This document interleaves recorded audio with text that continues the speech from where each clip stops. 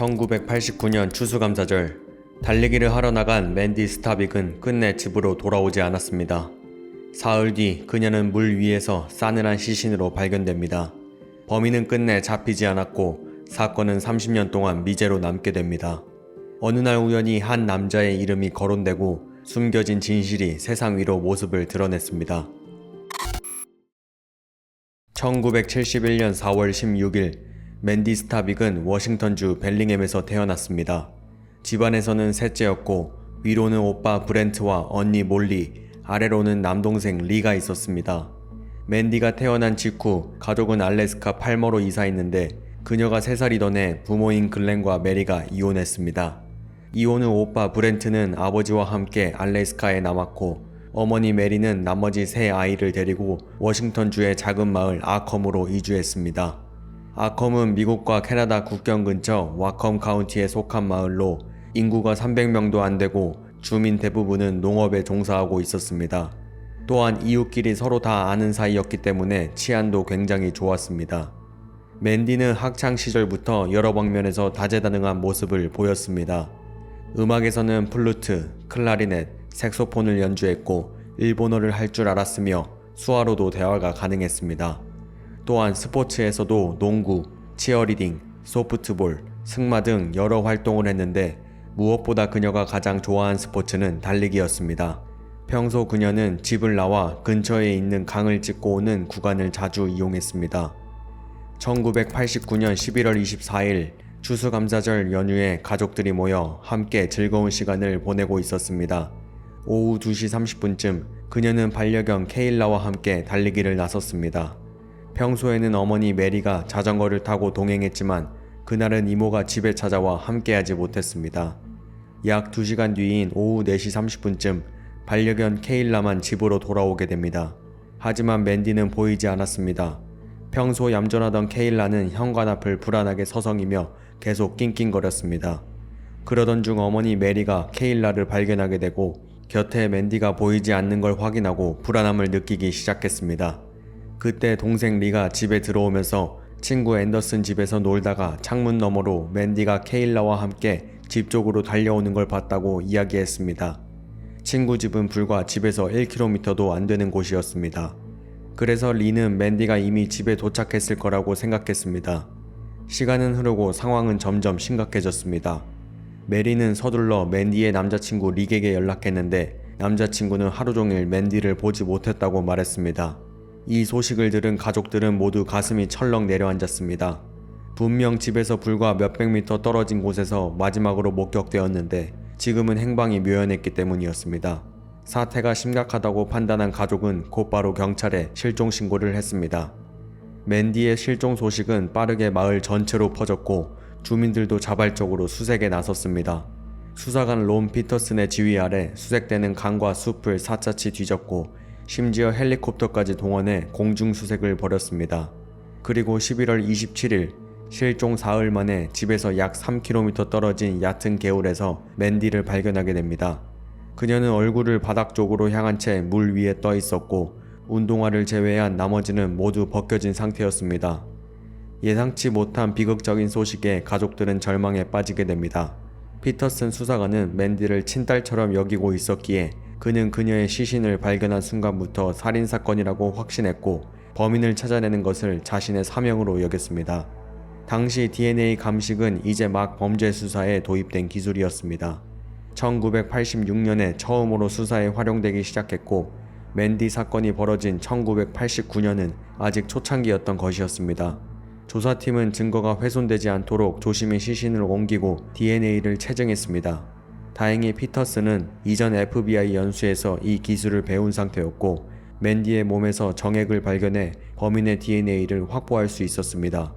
그 외에도 맨디 몸에는 여러 긁힌 자국이 있었는데 아마 맨디가 달아나던 중 가시덤불에 긁힌 것으로 보였습니다. 머리에는 타박상이 있었고 사인은 질식사로 밝혀졌습니다. 물에 빠지기 전 이미 기절했을 가능성이 높았습니다. 맨디를 마지막으로 목격한 사람은 데이비드 크레이그라는 남자였습니다. 그는 자기 집 근처에서 트럭을 세워두고 쉬고 있었는데 맨디가 그의 앞을 지나 숲으로 들어가는 것을 보았습니다. 그 뒤에는 또 다른 트럭이 따라 붙었는데 안에는 30대 남성이 타고 있었습니다. 하지만 크레이그는 그를 알아보지 못했고 차량에 대한 정보도 구체적으로 기억이 나지 않아 말해줄 수 없었습니다. 이후 경찰은 그의 진술을 바탕으로 몽타주를 제작했지만 사건 해결에는 도움이 되지 못했습니다. 수사팀은 맨디가 숲에서 습격을 당했다고 추정했습니다. 범인은 그녀를 기절시킨 뒤 트럭에 그녀를 태우고 개울가로 옮겨 성폭행을 저질렀을 것으로 추정했습니다. 주인을 잃은 게 케일라는 두려움과 혼란 속에서 익숙한 길을 따라 혼자 집으로 돌아왔던 것입니다. 당시 경찰은 30명이 넘는 남성을 용의자로 지목했고 그들에게서 DNA 샘플을 채취해 대조했지만 남자친구를 포함해서 일치하는 사람은 아무도 없었습니다. 시간이 흐르며 사건은 교착 상태에 빠졌고 20년 동안 서서히 사람들의 기억에서 잊혀갔습니다. 2009년 맨디 스타빅 사건의 새로운 수사관으로 케빈 보아이가 임명되었습니다. 그는 맨디와 같은 중학교를 다녔던 동창으로 오랫동안 이 사건에 꾸준히 관심을 가져왔습니다. 사건을 맡은 뒤 그는 모든 자료를 체계적으로 다시 정리하며 작은 단서 하나라도 놓치지 않으려 애썼습니다. 그러던 2010년 케빈은 신문에서 작은 기사를 발견했습니다. 마약상 존 비스네프스키가 다른 사람에게 자신은 맨디를 죽인 사람이 누군지 안다고 말했다는 내용이었습니다. 케빈은 그를 만나기 위해 직접 캄보디아까지 가서 조사했지만 큰 성과는 없었습니다. 그러나 3년 뒤 뜻밖의 새로운 단서가 수사를 다시 움직이게 했습니다.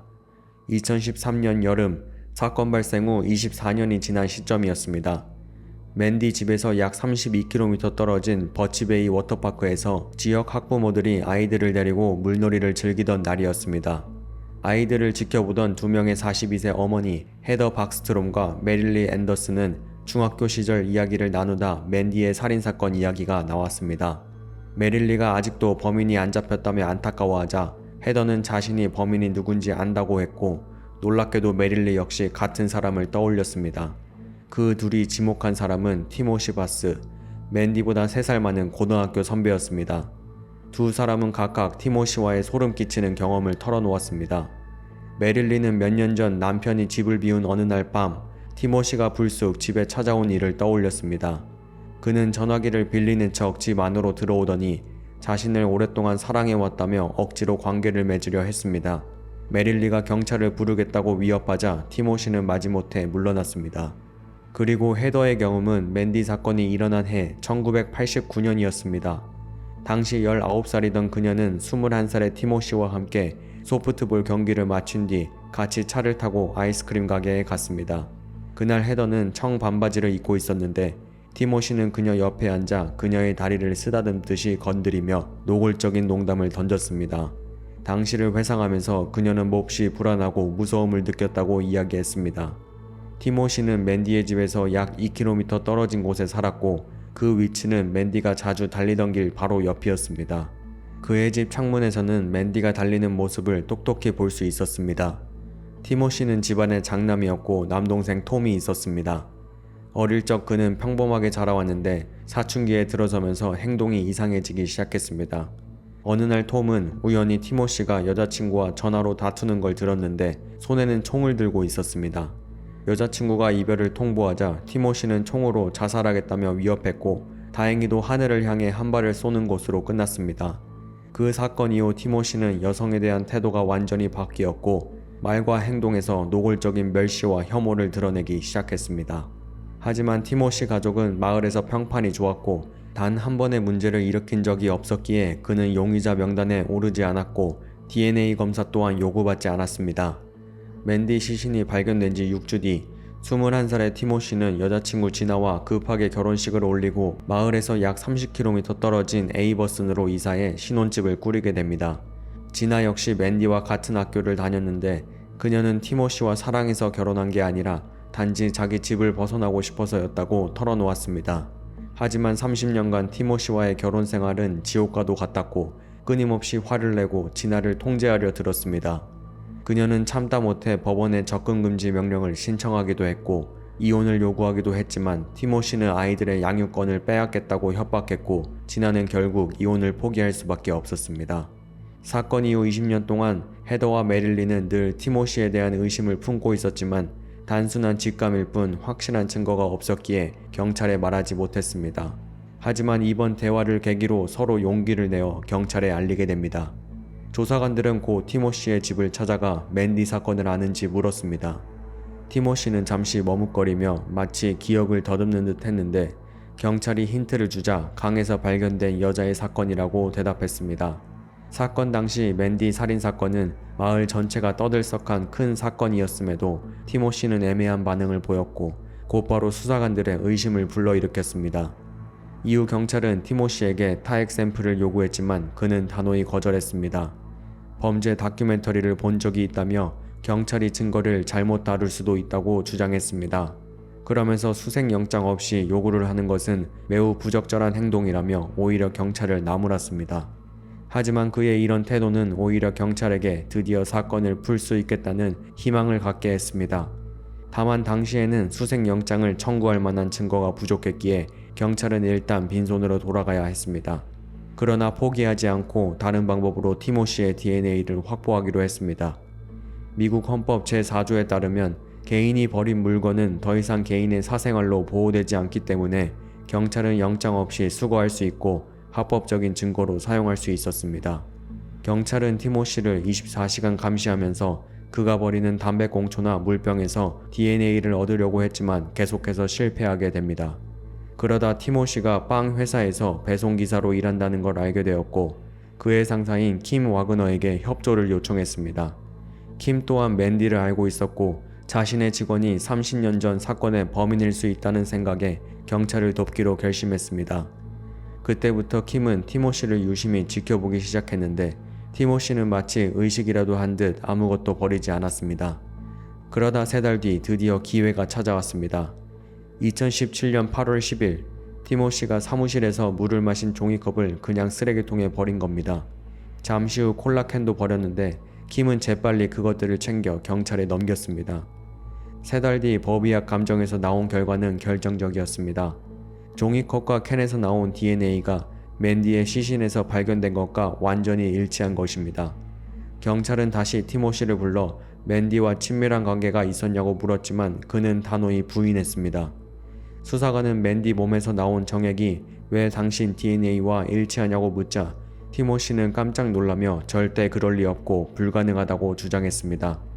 아이러니하게도 티모시는 평소 미제 사건 프로그램을 즐겨보며 아내 지나에게 본인은 절대 잡히지 않고 바보가 아니니까 도망치는 건 쉽다고 말하곤 했습니다. 하지만 결국 2017년 12월 12일 50살이 된 티모시는 회사 주차장에서 체포됩니다. 그날은 공교롭게도 맨디의 어머니 메리의 77번째 생일이었고 그녀는 눈물을 흘리며 이보다 더 좋은 생일 선물은 없다고 말했습니다. 2019년 5월 재판이 시작됐습니다. 티모시는 끝까지 강간과 살인 혐의를 부인했습니다. 티모시의 변호인은 두 사람이 사귀는 사이였다고 주장했지만 이를 뒷받침할 증거는 전혀 없었습니다. 오히려 전 아내 지나와 동생 톰이 결정적인 증언을 했습니다. 지나는 과거의 두려움 때문에 티모시에게 가짜 알리바이를 만들어줬지만 사실은 거짓이었다고 고백했습니다. 또 티모시가 어머니에게 거짓 증언을 부탁하며 심지어 죽은 아버지에게 죄를 떠넘기려 했다는 사실도 밝혔습니다. 동생 톰 역시 형이 자신에게 맨디와 관계가 있었다는 거짓말을 요구했다고 증언했습니다. 배심원들은 오랜 심의 끝에 결국 만장일치로 유죄를 인정했고 티모시는 1급 살인죄로 징역 27년을 선고받았습니다. 그는 자신의 범죄에 대해 어떠한 반성이나 자책감도 표명하지 않았고 선고 이후 2차례 항소했지만 모두 기각돼 현재 교도소에 수감 중이며 2036년에 출소할 예정입니다. 사건 후 지역사회는 맨디 사건에 쓰였던 25,000달러의 현상금을 맨디의 모교인 마운트 베이커 고등학교 장학금으로 기부했습니다. 이는 맨디가 가진 다양한 재능과 음악에 대한 열정을 기리기 위한 것이었고 지금도 음악 분야 우수 학생들을 위해 수여되고 있습니다. 30년 가까이 미제로 남았던 사건은 마침내 결론이 내려졌고 맨디는 뒤늦게나마 억울함을 풀게 되었습니다. 오늘의 이야기는 여기까지입니다. 시청해주셔서 감사합니다.